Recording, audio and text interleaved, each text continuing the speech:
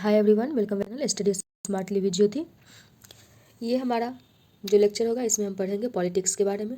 ये हमारा चैप्टर है सोशल इंस्टीट्यूशन, जिसके अंदर हम लोगों ने फैमिली के बारे में समझा, किनशिप के बारे में समझा, मैरिज के बारे में समझा और वर्क एंड इकोनॉमिक्स के बारे में समझा। हमारा जो नेक्स्ट टॉपिक है वो है पॉलिटिक्स। जब भी हम पॉलिटिक्स की बात करते हैं तो हम एक पावर की बात करते हैं, हमारे सोसाइटी में जो पावर का डिस्ट्रीब्यूशन है उसकी बात करते हैं। तो पॉलिटिक्स भी हमारे सोशल इंस्टीट्यूशन का एक पार्ट है। तो देखते हैं इसके अंदर क्या सब है। Political institutions are concerned with the distribution of power in society. Two concepts which are critical to the understanding of the political institutions are power and authority.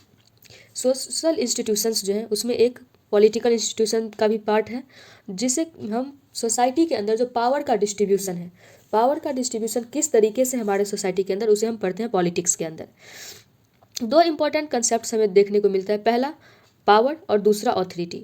इसे हम डिटेल में समझेंगे, पावर किसे बोलेंगे और ऑथोरिटी किसे बोलेंगे। Power is the ability of individual और group to carry out their will even when opposed by others. Power की बात हम जब भी करेंगे तो पावर तब इम्पोज किया जाता है जब कोई ए पर्सन है और ये पर्सन है, ये ए है ये बी है, ये कुछ इससे करवाना चाहता है, यानी ये अपना इस पे एक तरीके से इसका जो विल है, इसकी जो इच्छा है वो इसे इम्पोज करना चाहता है इस ए पर, लेकिन ए उस काम को नहीं करना चाहता है। अगर ए उस काम को नहीं करना चाहता, उसके बावजूद भी अगर ए को वो काम करना पड़ जाए, वो उससे हम बोलते हैं पावर। यानी बी के पास पावर है कि वो ए से किसी काम को करवा सकता है। तो पावर की जब भी हम बात करेंगे तो पावर सुपीरियरिटी को दिखाता है, यानी अपने विल को बाय फोर्स इम्पोज करने की कैपेसिटी को दिखाता है। इसमें जो दूसरा पर्सन है वो उसका जो विल है, उसकी जो विलिंग है, वो कहीं ना कहीं उसमें हम देखेंगे तो उसका विल कमज़ोर है in comparison to the others. जो अदर है उसके कंपैरिजन में there is a fixed amount of power in a society and if some wield power others do not. In other words, an individual or group does not hold power in isolation, they hold it in relation to the others. इसमें बताया गया है जब भी हम power की बात करेंगे तो पावर जो है वो सोसाइटी में, अगर मान लेते हैं सोसाइटी में एक फिक्स्ड अमाउंट ऑफ पावर है, तो पावर जो हमेशा प्रोपोर्शन में बात करता है। अगर ए के पास पावर है, अगर लेट पावर का जैसे कोई क्वांटिटी नहीं होता है, लेकिन मान के चलते हैं जो किसी के पास 100 पावर है, मतलब 100% पावर है, ए पर्सन जो है ये 70% पावर का यूज करता है, तो अब जो रेस्ट पर्सन होगा उसके पास ओनली 30% पावर बचेगा, यानी वो 30% पावर का ही यूटिलाइज कर सकता है। तो ए पर्सन जो होगा वो अपने विल को आसानी से दूसरे पे इम्पोज कर सकता है। पावर की जब भी हम बात करेंगे तो किसी ना किसी दूसरे का, एक पर्सन अगर पावर का यूटिलाइज कर रहा है यानी वो दूसरे के पावर को कम कर रहा है, दूसरे के करस्पॉन्डेंस वो अपने पावर को यूटिलाइज कर रहा है। जब भी एक पर्सन पावर को ज़्यादा यूज करेगा, स्वाभाविक सी बात है दूसरे का पावर वहाँ पे कम हो जाएगा।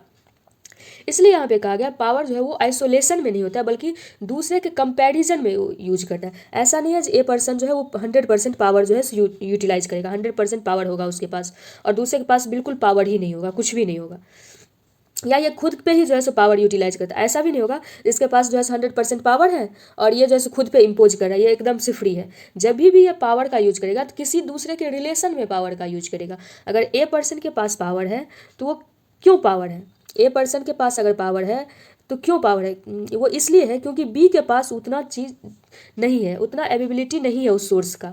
इसके पास कोई एक ऐसा सोर्स है जिससे ये पावर को डराइव कर रहा है और बी के पास वो सोर्स नहीं है जहाँ से ये पावर को डराइव कर सके। यानी पावर कभी भी आइसोलेशन में नहीं होगा बल्कि दूसरे के रिलेशन में होगा पावर। इस चीज़ को याद रखेंगे। This notion of power is fairly inclusive and extended from family elders assigning domestic duties to their children to principal enforcing discipline in school, from the general manager of a factory distributing work among the executive to political leaders regulating programs of their parties. The principal has power to maintain discipline in his school. The president of a political party possesses power to expel a member from the party. In each case, an individual or group has power to the extent to which others abide by their will. In this sense, political activities or politics is concerned with power.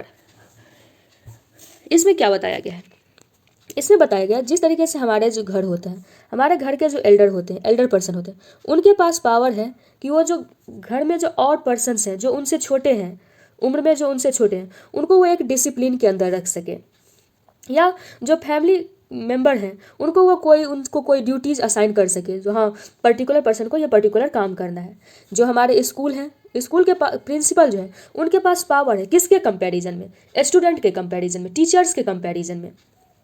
क्यों? क्योंकि ये जो principal है वो ज़्यादा power का use करता है, इसलिए कि वो जो टीचर्स हैं, जो स्टूडेंट्स हैं, उसको एक डिसिप्लिन के अंदर रख सकें। अगर जितना पावर जो है वो प्रिंसिपल यूज कर रहा है, उतना ही पावर अगर स्टूडेंट यूज करने लग जाए तो वो जो डिसिप्लिन है वो एक तरीके से वो डिसअपियर हो जाएगा, वो डिसिप्लिन मेंटेन नहीं रह पाएगा स्कूल के अंदर। तो किसी एक पर्टिकुलर काम के लिए कोई एक पर्सन होता है जिसको कि ज़्यादा पावर दिया जाता है, और दूसरा जो होता है उस पावर को वो मान लेता है, उस पावर को एक्सेप्ट करता है। और पावर जब भी होता है तो दूसरे के कंपैरिजन में होता है। पावर दोनों के पास है, स्टूडेंट के पास अपना अलग पावर है जब वो स्टूडेंट के पास है, या स्टूडेंट यूनियन में उसका पावर होगा, और प्रिंसिपल के पास पावर जो है वो अलग तरीके से पावर है। अगर हम बात करें वहीं किसी पॉलिटिकल पार्टी की, तो पॉलिटिकल पार्टी के जो हेड होते हैं, जो बड़े नेता होते हैं, जो बड़े लीडर्स होते हैं, उनके पास पावर है कि वो और मेंबर्स जो है, पार्टी के मेंबर्स जो हैं, उनको वो कंट्रोल कर सके। वो किस तरीके से अपने जो है सो वोटिंग का, या किस तरीके से अपने मेंबर्स को रखना चाहते हैं, किस तरीके से अपने एजेंडाज को सेट करना चाहते हैं, उसको वो एक कंट्रोल के अंदर रखें, उसको एक लिमिट के अंदर रखें। उनका जो व्यू पॉइंट है, उनके जो आइडियाज़ हैं, उसको किस तरीके से स्प्रेड करना चाहते हैं, इस सब को सही तरीके से करने के लिए जो एल्डर मेंबर होता है उनके पास ज़्यादा पावर होता है। एक तरीके से हम कह सकते हैं जो पॉलिटिकल एक्टिविटीज़ होती हैं, वो पॉलिटिकल एक्टिविटीज़ ज़्यादातर जो है जो एल्डर मेंबर्स होते हैं, जो बड़े मेंबर्स होते हैं, वही करते हैं, जो पार्टी के जो बड़े लीडर्स होते हैं। और इसीलिए हम जो है पॉलिटिक्स को अधिकतर जो है वो हम पावर के रूप में देखते हैं। But how is this power apply to achieve its aim? Why do people comply with others commands? Answer to these questions could be found with reference to a related concept of authority. Power is exercised through authority. Authority is that form of power which is accepted as legitimate, that is as right and just. It is institutionalized because it is based on legitimacy. People in general accept the power of those in authority as they consider their control to be fair and justified. Often ideologies exist that help this process of legitimation. अब यहाँ बताया गया है जो कि कोई person क्यों दूसरे के पावर को एक्सेप्ट करे, तो उसका आंसर हमें मिलता है उसी से रिलेटेड कंसेप्ट ऑथोरिटी में। ऑथोरिटी जो होता है वो एक लेजिटिमेट तरीका होता है, उसको जस्ट माना जाता है, उसको सही माना जाता है, जिस कारण से कोई भी पर्सन जो है अपने पावर को दूसरे पे जो है अपने विल को दूसरे पे फोर्स कर सकता है, या दूसरे से अपने विल के अनुसार कोई काम करवा सकता है। पावर को लेजिटिमेट माना जाता है। अब इस पावर को लेजिटिमेट बनाता कौन है? वो है हमारा इंस्टीट्यूशंस, हमारा सोशल इंस्टीट्यूशंस, वो उसको एक जो है लेजिटिमेट बनाता है। People in general accept the power of those in authority, यानी पीपल जो है उसके पावर को एक्सेप्ट करते हैं जिसके पास कोई ऑथोरिटी हो। हमारे समाज में जो है बहुत सारे, तो हम बात करेंगे ये लेजिटिमेसी, ये पावर के लिए लेजिटिमेसी लोगों को मिला कैसे। तो ऑथोरिटी जो होता है वो पावर होता है जो कि एक्सेप्टेड होता है, उसको लेजिटिमेट माना जाता है, ट्रू माना जाता है, जस्ट और राइट माना जाता है।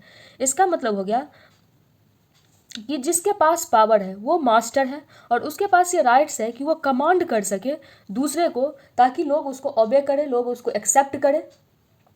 लेकिन लोग जो है उसको एक्सेप्ट क्यों करेगा? क्योंकि जिसके पास ये पावर है उसके पास कुछ सोर्स हैं, जिसके पास पावर एग्जिस्ट करता है उसके पास कुछ सोर्स हो सकते हैं। जैसे कि वो जिस कम्युनिटी से आता है उस कम्युनिटी के लोग जो है उनको अच्छा मानते हो, उनको रिस्पेक्ट करते हो।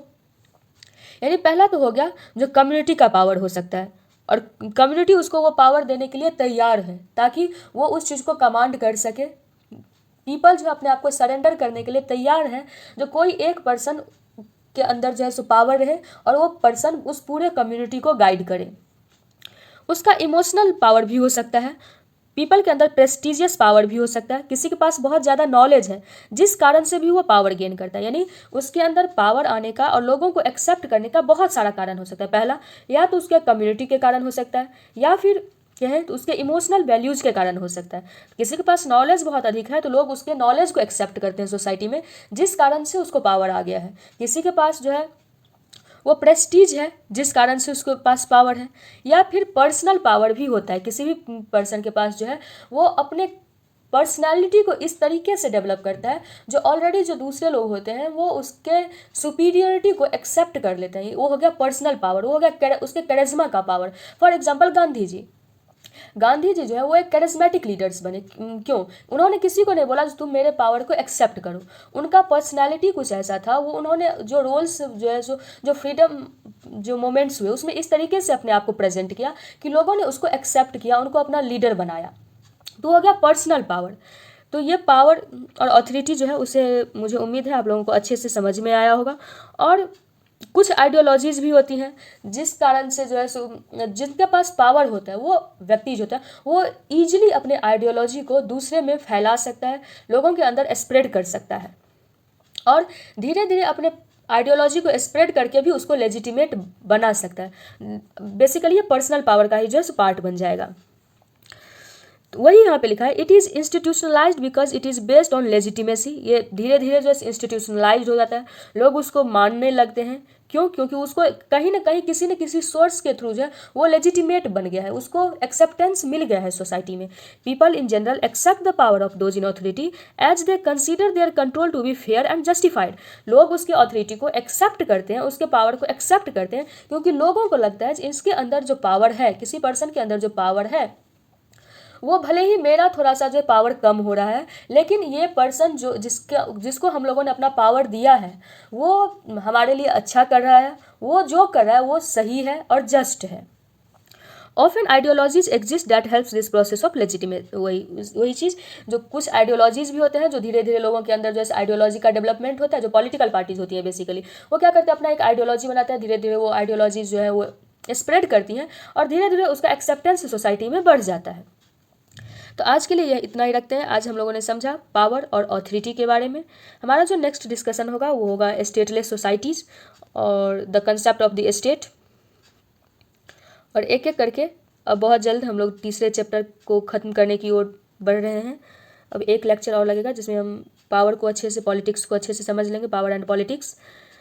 और उसके नेक्स्ट लेक्चर में अगर हम कहें तो रिलीजन, एजुकेशन, ये सारे को ख़त्म कर लेंगे। तो अगर आप लोगों को ये वीडियो अच्छी लगी हो तो आप वीडियो को लाइक करें, चैनल को सब्सक्राइब करें और अगर कोई डाउट हो तो आप कमेंट सेक्शन में ज़रूर पूछें। थैंक्स।